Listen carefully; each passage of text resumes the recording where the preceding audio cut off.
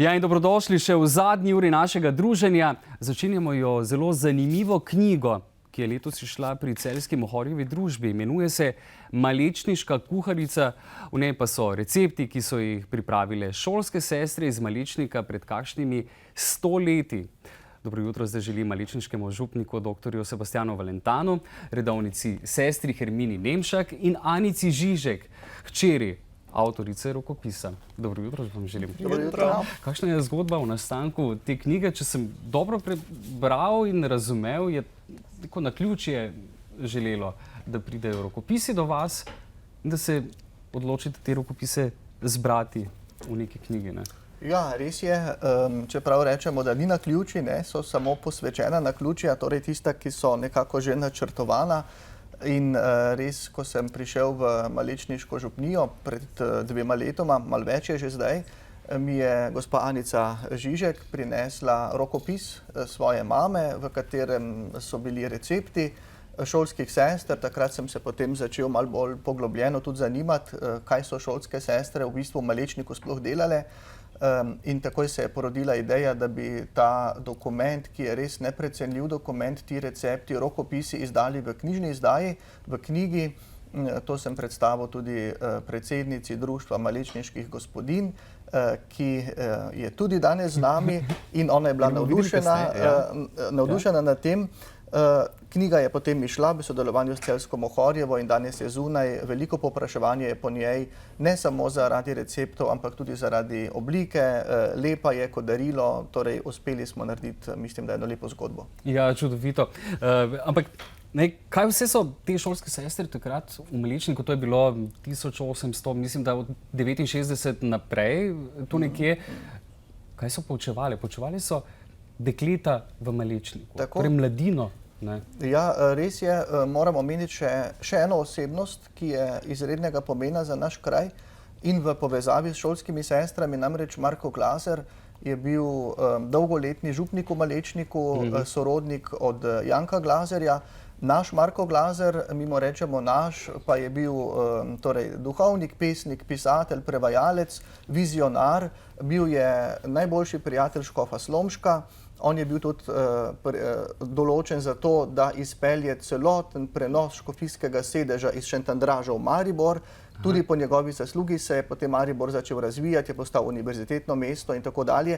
In on je dal pripeljati tudi šolske sestre iz Egenberga v Avstriji v Malečnik, da so začele s poučevanjem deklet, kar prej ni bilo v navadi in je bila pravzaprav neka revolucija. Ja, in dekleta so si vse to, kar so sestre poučevale, pridno zapisovale. In gospa Anica, vaša mati je ohranila, pa seveda vi ste tudi ohranili tale zveščič, ki je v bistvu podlaga za tole knjigo. Ste ga po naključju našli? Je bil kje shranjen? Kaj se je zgodilo s tem zvezkom? Ne, to smo vedno čuvali. Še ko sem bila kot otrok mala, vedno smo čuvali, pa mama vsako toliko vzela ta zvezek pa kuhala po njem. Seveda, ko sem si jaz družino ustvarila, sem jaz to knjigo, ta zvezek takoj vzela za sebe, za svojega, in vedno ga imam pri sebi, kuham tudi po njem, čeprav meni se zdi premalo, ampak osnove so pa tu. Moje osnove kuharstva so iz tega zvezka, tako da je to res prava dragocenost za mene, pa tudi za celo mojo družino. In smo zdaj res ponosni vsi, da smo imeli tako mamo, da nam je to ostalo od nje. Ja. Sestra Nemšak, kakšen pečat so v Malečniku pustile sestre, ki so tako neumorno poučevale dekleta v Malečniku? Ja, mislim, da je ravno to bil njihov namen. Dati tistim otrokom in pa tudi ženam eno izobrazbo, ki je do takrat ženske niso imele. In one so danes, vsaj lahko rečem, nekje bilo zamrlo, oziroma vsaj v naših spominih ni bilo. In mi smo nad vse hvaležne Društvo malečniških gospodinj in pa dr. Sebastianu Župniku, da so to zopet oživili. Meni je prišlo kar na pamet, kako pomembne je to, da se spominjamo tega, kar smo živeli v preteklosti, da z navdušenjem živimo sedanjost in da z upanjem gledamo v preteklost. In takrat je morda kulinarika imela še večji pomen, kajti danes toliko govorimo o nekem zdravem prehranjevanju in tako naprej. Takrat je pa bilo to samo po sebi umevno, da so kuhale to, kar je zraslo na njiva, to, kar so pridelale in To, kar je bilo dekleta so z dobro za veseljem, človeka. to, kar je bilo na razpolago. Ja. Še bolj pa mi je zanimivo, da so si to zapisale in da so to prihranile tudi za današnje rodove. Da imamo danes o čem govoriti in se iz česa učiti. Najlepša hvala, ker ravno govorimo o Društvu maličniških gospodinj. Zdaj pozdravljam še Valerijo Bračko in pa Vesno Golob. Dobro jutro. Dobro jutro. Želim, vidve ste že kar nekaj pripravili iz tega nabora, kaj se skriva v tej knjigi. Jaz sem jo že, bom priznal, malo preletel. Povejte, gospa Valerija, kaj ste pa pripravili v tem času, ko smo mi govorili? Midve sva se odločili, da bova iz te knjige predstavili 2 recepta, tako na pol. Kolegica je že doma spekla ajdovo torto, ki jo bo zdaj tukaj dokončala. Jaz pa pečem sladke cevke, da vam pa zaupam skrivnost. Ti 2 sladici sta najljubši sladici našega gospoda župnika. Res, gospod župnik. Torej, imamo tole ajdovo torto. Ajdovo torto. Lahko mogoče na hitro neke sestavine? Sestavljena je samo iz masla, sladkorja, ajdove moke in jajc. Ja. Tako, zelo enostaven recept. Mogoče čisto vsakokrat ne uspe, drugače pa ni problema. Je to vse, kar je od te ajdove torte, ali verjetno se še s čim prelije, ne? Ja, potem pa, ko jo namažemo, najljubša kombinacija je meni z jagodno marmelado in prelijemo jo pa z ledom, ki ga lahko delamo na 2 načina, ali kuhanega, ali pa kar z beljakom. Z ledom? Ja. V bistvu ta obliv se imenuje tortni led oziroma led za pisanje. Če boste prilistali potem po fotografiji, verjetno ste že pogledali kakšne fotografije iz preteklosti, pa tudi tukaj na zadnji strani lahko vidite, ko je fotografija, je ena ovčka, ki je obdelana z tortnim ledom oziroma ledom za pisanje. Torte so se včasih pač delale na tak način, tudi kreme so bile malo drugačne, tako da smo res ponosni, da je ta zapis bil v tem zvezku, da se to tudi ohrani za bodočnost, čeprav so trendi danes pa mogoče malo drugačni. Ja, seveda so. Tako. Še bomo kuhali, gledalke in gledalci, po receptu iz te maličniške kuharice, zato bodite z nami tudi po kratkem premoru. Ja, ob meni sta Valerija Bračko in Vesna Golob iz Društva maličniških gospodinj in danes pripravljamo jedi iz tele maličniške kuharice, ki je sestavljena iz, recimo temu bomo rekli, okroglo 100 let starih receptov. Ajdovo torto, gospa, ste zdaj še nekako med temi oglasi ste jo dodatno začinili, malo ste jo navlažili, s čim? Ja, navlažimo jo z sadnim sokom, zato da je malo bolj sočna, in premažemo z poljubno marmelado, najboljša je domača jagodna. Ja, kakšen pa po receptu, pa se lahko izbira to, ali je točno? Po receptu je samo, da se premaže z marmelado. Tako. Ja. Vi pa pripravljate neke sorte palačinke, ne? Tako na pamet rekel, ampak sladke cevke se temu reče. Tako je bil recept zapisan v zvezku gospe Koletnik. Odločili smo se tudi, da predstavimo ta recept zato, ker v prvotno se je ta sladica pekla v takih kleščah, kot smo jih prinesli tukaj zraven. Seveda, izvolite, samo pazite. Čisto železo. So kar težke. Dolgi ročaji, veste, zakaj so? Ker se je to peklo na ognju. V moji mladosti sem jaz pekla sladke cevke še na električnih ploščah, teh štedilnikov starih. A tudi vi ste še pred to knjigo pekli sladke cevke? Ja. To je v bistvu dediščina tudi v moji družini, to kuharsko znanje. In zato sem jaz ta recept tudi takoj prepoznala. Zdaj pa, ker gre vse naprej, tudi kuhinja se posodablja in smo potem se odločile, ker je recept vseeno zanimiv, da ga posodobimo na tak način, da bo uporaben tudi za te današnje gospodinje. Že, tudi mi smo ga doma že prej posodobili in s takim aparatom lahko spečemo sladke cevke, ki so tako dobre, kot da so pečene v teh kleščah. Ampak v bistvu ne gre za palačinko, ne? Neke druge sestavine so, ne?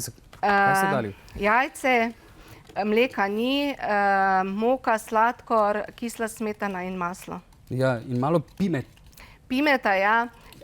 Po osnovnem receptu je pimet, ampak pimet ima kar taki, bi rekla, malo specifičen okus, tako da kdor ga želi, ga doda ali pa tudi ne. Ja, jaz sem že malo prebrskal tole knjigo, ampak dajte vi, gledalke in gledalcem, povedati, kaj se tu noter vse najde? Recepti niso bili zapisani po sklopih, so bili izgleda zapisani kar tako, kot so jih tečajnice preizkušale. Mi smo jih potem posortirale, dali v sklope.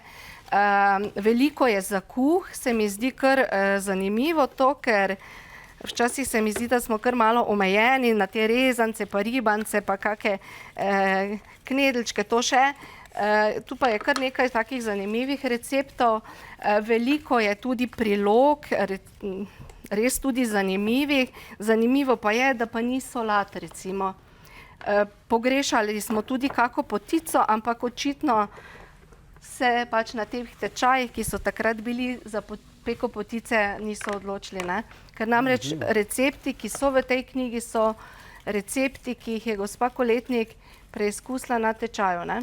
Ja, ker vidim nekaj receptov, ki so v bistvu še jih danes vsi, ne? Krofi so jabolčna pita iz krhkega testa, zdrobovi štruklji. Recepti so vsi aktualni. So aktualni, ne? Vsi so aktualni. Res 4 receptov nekako nismo mogli preizkusiti na tak način, da bi lahko rekli, da je. Ostalo pa je predelano, prekuhano in namenjeno uporabi, ne? So se ti recepti nekoč bistveno razlikovali od tega, kako kuhamo danes? To boste vi kot malečniške gospodine verjetno najbolj še vedeli, ne? Ja, recimo ene stvari so poznane, ne? Juhe in take zadeve. Presenečena sem bila, recimo v receptih se uporablja veliko mandeljnov. Nekako sem mislila... Zanimivo, ne? Ja, zanimivo, ja. Ampak če mi vemo, da so šolske sestre prišle iz Dunaja in je verjetno standard kuhanja mogoče bil tudi tam malo višji, so verjetno želele te tečajnice seznaniti tudi z kakimi novimi, drugačnimi sestavinami in res se mi to zdi zanimivo, ja, da so tudi res v večjih receptih zastopani recimo mandeljni in kakšne druge take stvari. Ja. Še en kratek premor bomo naredili, nato pa nadaljujemo z dogajanjem ob pultu in potem se vrnem na kavč. Danes kuhamo po receptih šolskih sester iz Malečnika. Gospa Valerija in gospa Vesna sta pripravili že ajdovo torto in sladke cevke. Zdaj bomo to tudi poizkusili, kako je uspelo. Malečniške gospodinje ste tudi zelo aktivno sodelovali pri nastanku te knjige, pravzaprav pri nastanku jedi. Ja, mi smo dobili fotokopijo, izvolite, ja, fotokopijo zvezka. Vse skupaj na začetku ni izgledalo ravno obetavno. Gospa je pokazala zvezek in tudi zapisi so bili ne ravno kot recepti, ampak mene je kar potegnilo, ko sem videla prvi recept, pražen riž. Točno na tak način me je mama učila pripravljati riž in to me je pač potegnilo, da sem šla skozi recepte. Je, no, krasno. Predstavila sem kolegicam v društvo, bile so navdušene. Najprej smo si recepte razdelile malo med sabo, pa smo preizkušale doma. Začeli smo z sladkimi zadevami, s pecivom. Potem smo imeli tudi delavnice v prostorih društva, kjer smo preizkušali tudi druge jedi. Delali smo pa kar... Se hitro znašli? Bi rekla, da je bilo kar malo.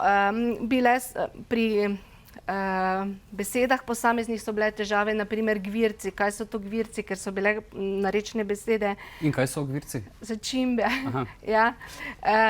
Še urednica je imela vprašanje, kaj je to zelar, ne? Zelena.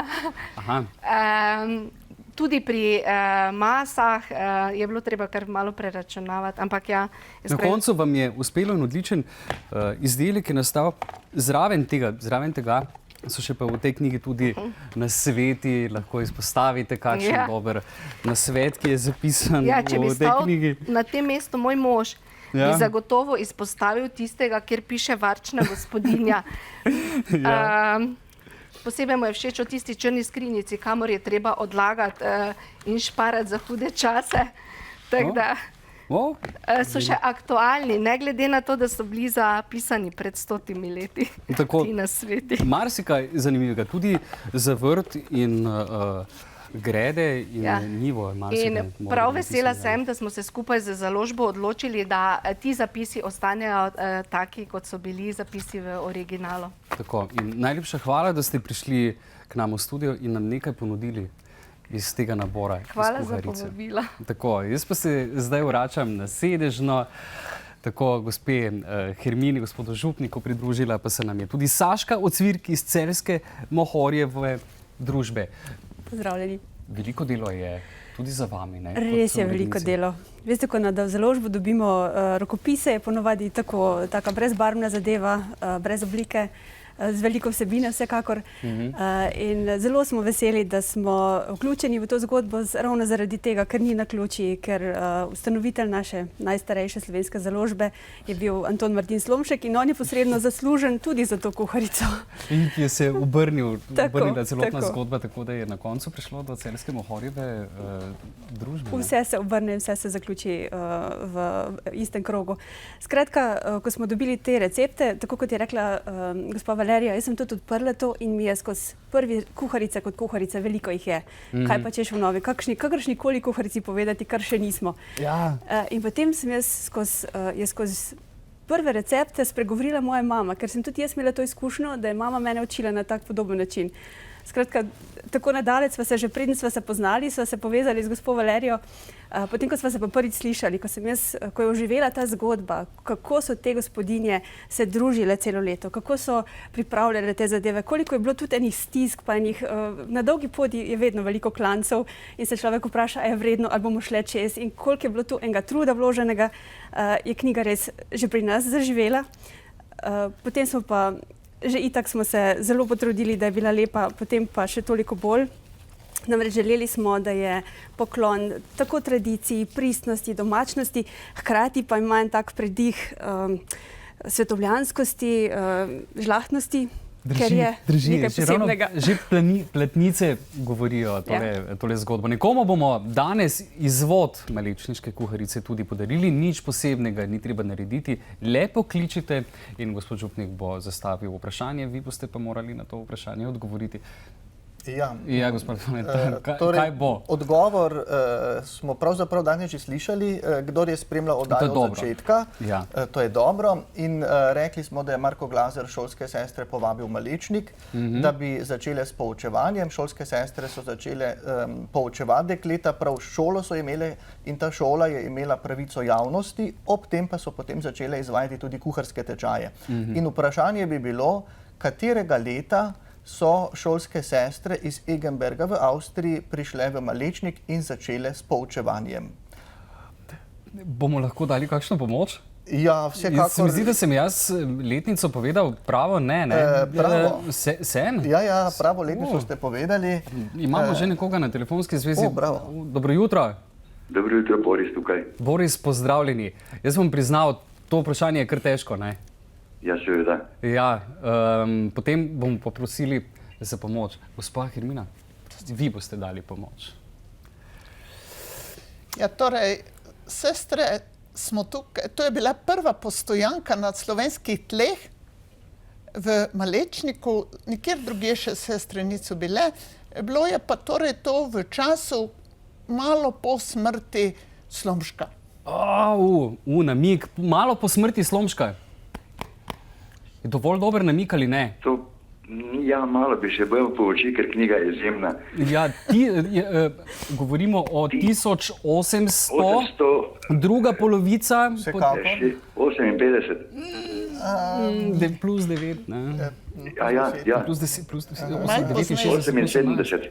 Ne, bo 69 se mi zdi. 69, koliko je je. 9, torej, zapomnimo si, 1869 je bilo Ja. to leto, ko so malečniške sestre začele s poučevanjem v Malečniku mladine, predvsem pa deklet, ne samo o kuhanju, ampak tudi o drugih stvarih zelo Lepo. pomembnih za življenje.